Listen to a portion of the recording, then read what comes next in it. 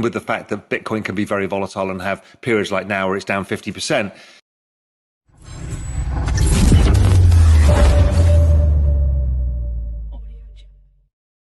I look at total leverage, financial system leverage, government leverage, household leverage, and private sector leverage. Right, so we're at 480% of GDP now, whatever the stupid number is, right? It's ridiculous. Right. But the problem is that's a lot of claims on the collateral. Mm-hmm.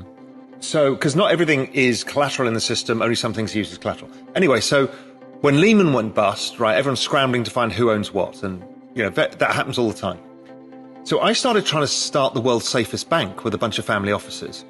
I thought, we could start a bank that doesn't use leverage, so then people can put assets there, their savings there, and realize they're safe, because it wasn't safe. People in Cyprus had all of their money taken out by the government. Right.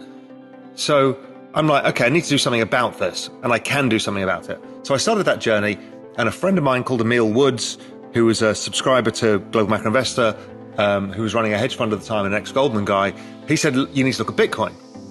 And I read a bit about Bitcoin. It's probably 2012. And I wrote the first macro piece on Bitcoin, which is, I think, the thing you referred to, which is 2013. I was just like, I saw it and thought, okay, so we've got two things here. One is this asset, Bitcoin, and that's a scarce asset in a digital world, so that's probably interesting. And secondly, we've got blockchain, which is a recorded ownership of everything.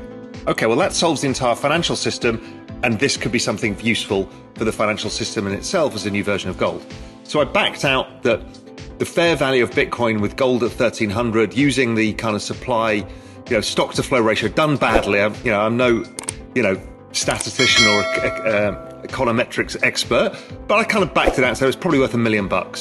And then how I like to look at things is, okay, what's the price now? $200. Let's assume, probably rightly, that Raoul is a total idiot. So let's assume he's wrong by 90%. So it's worth $100,000. And it's at $200. That is the best single bet I've ever seen in my entire life. So I bought it, and I wrote about it, and I held it all the way through to a decent enough amount. And I sold it after a 10x. So I'd done well from it. Sadly, I got divorced in the process, so I halved that. So there was my tax that I don't pay in the Cayman Island. I chose a voluntary 50% tax. So, it wasn't a life-changing bet, but it was a good bet. Now, had I held it on to 20,000 when it peaked, it would have been life-changing.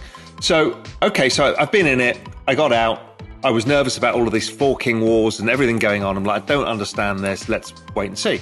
And then I had talked about it a lot, analyzed it, been involved in it, but hadn't been investing it again until 2019. Started sticking my toes in again because the market had been selling off. I was starting to get comfortable that, yes, that we got a recession coming. This is going to be a useful tool. And then 2020 comes along, and I was already positioned for a recession.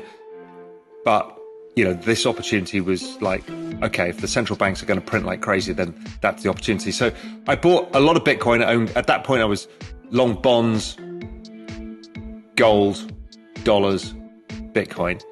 And then over time, I started charting Bitcoin versus other assets. And I realized its dominance in performance was so extreme that it made no sense to own other assets, even with the fact that Bitcoin can be very volatile and have periods like now where it's down 50%. It's like, it makes no sense to own anything else. Now, I probably will take other bets here and there.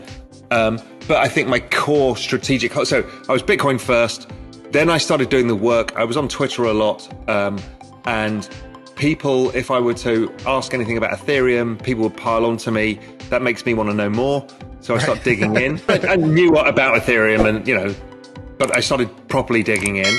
And I thought, this is really bloody interesting. The chart looks incredible. The chart versus Bitcoin looks incredible. This makes sense to me. So I started switching into Ethereum. Both. So, and I'll come on to that. So price chart, I think, is the best guide of what the asset is doing, what its trend is, how people are perceiving it, and where it is versus what you might perceive as fair value. So, you notice certain characteristics, like crypto tends to be exponential in price. So you put it on the logarithmic chart, it starts to make sense.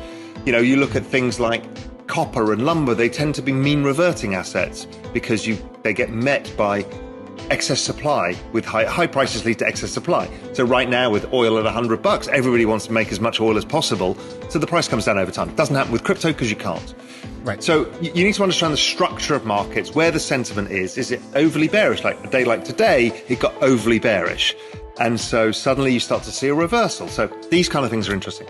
But my big discovery and why I really started loading up on Ethereum was another chart, which was a understanding that Metcalfe's law was the primary driver of all crypto markets. And in fact, almost all of the tech stocks that we've known today. Right. And once you realize that these are basically networks, and once you realize that crypto are networks where you actually own the network. So Facebook is a great network stock and it works perfectly on a log chart and it's an exponential, does all the things as you imagine.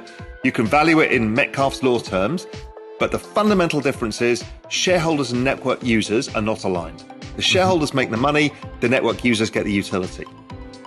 Along comes crypto, you marry the network user with the owner. Okay, now you've got network effects upon network effects. This is like behavioral economics. Religion meets capitalism. It's basically what it is, right? So that is incredibly powerful. So I start looking at the fact that Bitcoin and Ethereum charts just at different points when they, at the same point in the adoption cycle, were remarkably similar. And then it dawned on me is they're all the bloody same thing. They're all about adoption. So if you look at it and if you're honest with yourself, Ethereum, if you think about Metcalfe's law, it's about the number of users and then the kind of connections between the users and the applications built to create those connections.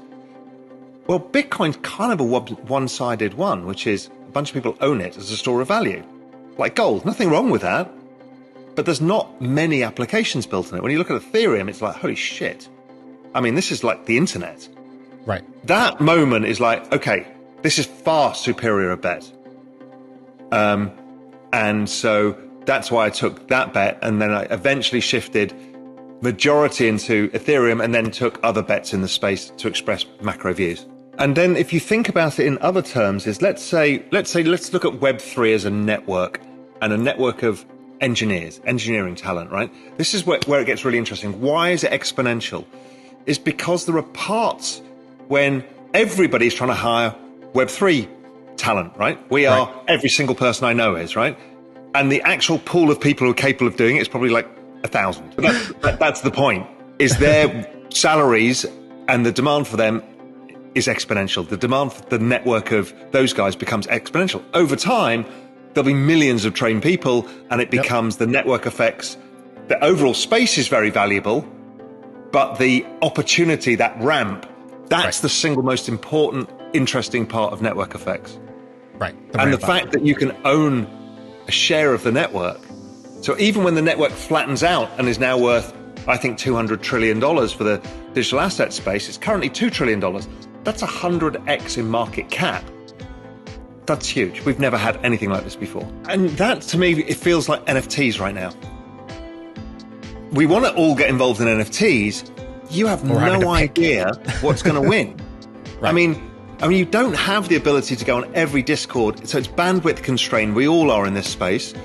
We know it's huge. We all know it's huge. We also know it's a bubble. We also know tons of this is going to zero. That's fit. What's interesting about well, my views on Bitcoin changed significantly. I don't think, no less of it as an asset, but I thought about it in network terms and the community, and I thought the community is not attracting new people.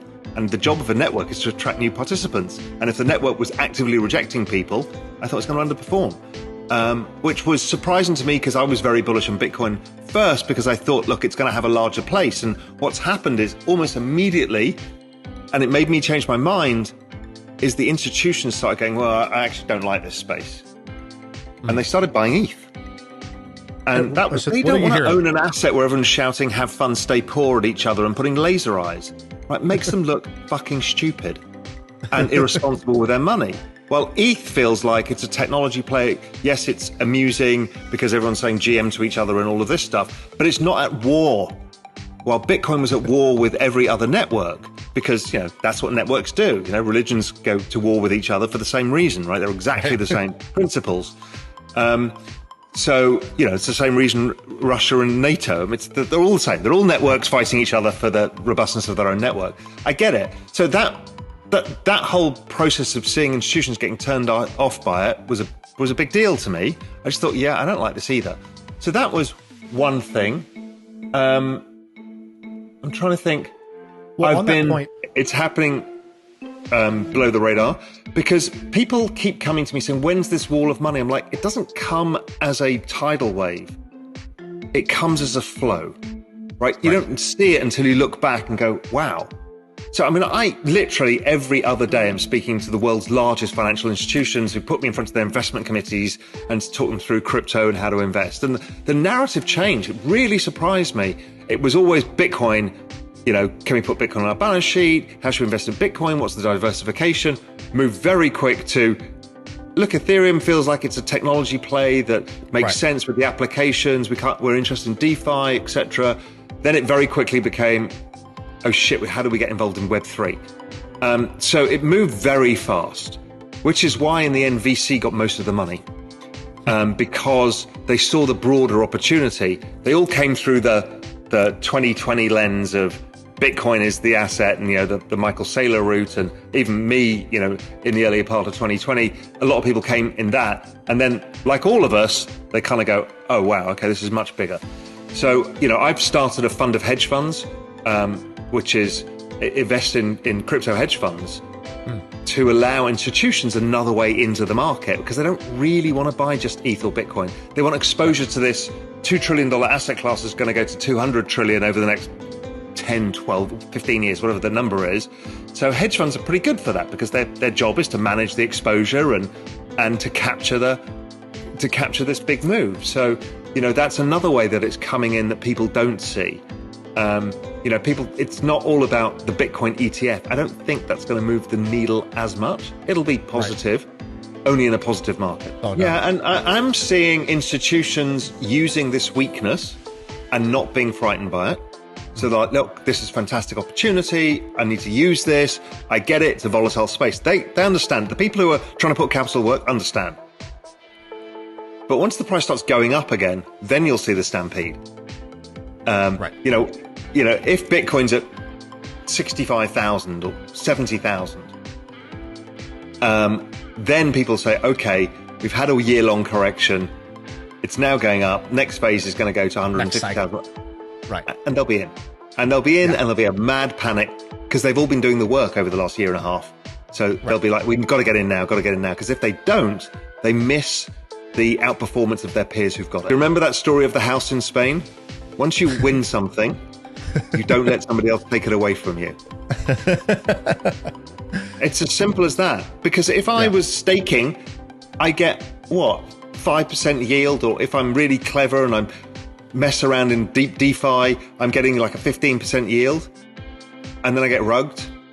Or something goes wrong. Or it's on an exchange that gets hacked. That's not the risk I want to take. It's not worth it if my expected future return is 10x. Why get a 5% yield? It's nonsensical. So I just don't. And I've never been interested in yield, even in financial markets. All yield stuff is boring to me. I'm a guy who likes the capital gain route. And different people, right? There's a whole bunch of people who love yield. It's called carry in financial markets. They want to get carry, and others want to go for performance. And they're two different equations. And the carry guys do really, really well until they blow up. And the guys like me tend to do mediocre, and then make huge things. They're just different ways of skinning the cat. Right. So I spent my time, because we don't have enough mental ability to focus on all the things in the space. So I started going down a different rabbit hole. I saw NFTs. I understood it mainly, not all of it. I understood the macro view of what these things are and how big this is. I wasn't really that interested in these communities. Ethereum introduced a piece of magic in a smart contract. A smart contract attached to a blockchain means that any contract in existence can now be attached to a blockchain. And smart contracts allowed an algorithm or a calculation to be made automatically and verified on the chain. So that could be your insurance contract for your house. It could be any of the contracts. I mean, if you look around you, almost everything that we have in life is a contract. Mm-hmm. Whether it's a spoken contract, a written, me appearing on this together with you is a form of contract, right? So all of these things are contractual relationships that are everywhere. What this was saying is we can record all of them and verify all of them. Okay, so that's a really big concept beyond which most people understand. And you can understand that, okay, if that's the case, then a house can go on a blockchain, yes. Because the deeds, and then you don't need a notary, and then you don't need lawyers, and there's all of this stuff. Right. Most legal stuff can actually go on this. And then the breakthrough is that, okay, we've got another thing that's going on in digital world, which needs solving. So this contract thing is a big deal. We don't even know what this means yet, right? When we talk in 10 years' time, we'll go, oh my God, we didn't even see that coming, right? So that's all happening.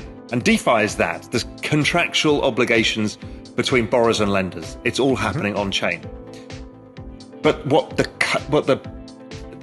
average person is seeing is a different breakthrough that came out of this whole concept. Is in digital world, everything that gets digitized goes to zero in value or cost.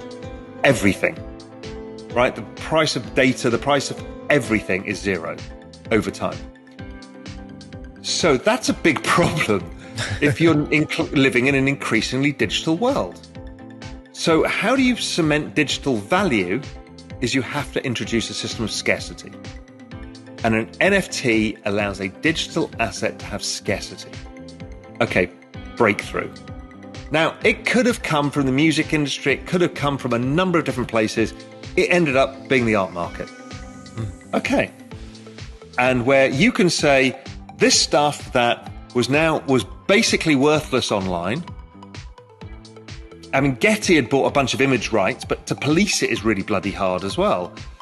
So, okay, now we can create a one of one of value or a number and do that. So that becomes the value of an NFT. The next part of an NFT that you say, okay, well, if we give a bunch of people these, we can now identify a community. And then these people can be like-minded communities because they coalesce around an idea, which is this piece of art and this community, which is Bored Ape Yacht Club or CryptoPunks. So that becomes incredibly valuable. It's a membership to a club and it's your identification. It's showing your Rolex and, it's all of that stupid identifying tribal stuff that humans do endlessly and always have and always will. So that's going on and it allows us, don't forget, the internet had taken us from our towns, villages, families, which is our social structure, and thrown us into a big shouting room from people all around the world with different views, right? It's quite exhausting. And we all wanted a place. And what this is giving us is these little digital communities, sovereign states, villages, towns, cities, where we can now operate with civically minded people within that, and these tokens are the identifiers. Social tokens are the big thing. They're not they've only just started. That's much bigger, I think, than even NFTs are. But let's start with this, because this is a way of coalescing humans, because humans like these kind of identification, system of shared values, that kind of stuff. So NFTs are a lot of things. That's why they're so big. And again, that's just scratching the surface of what this is. It can also and will also be your digital identity online.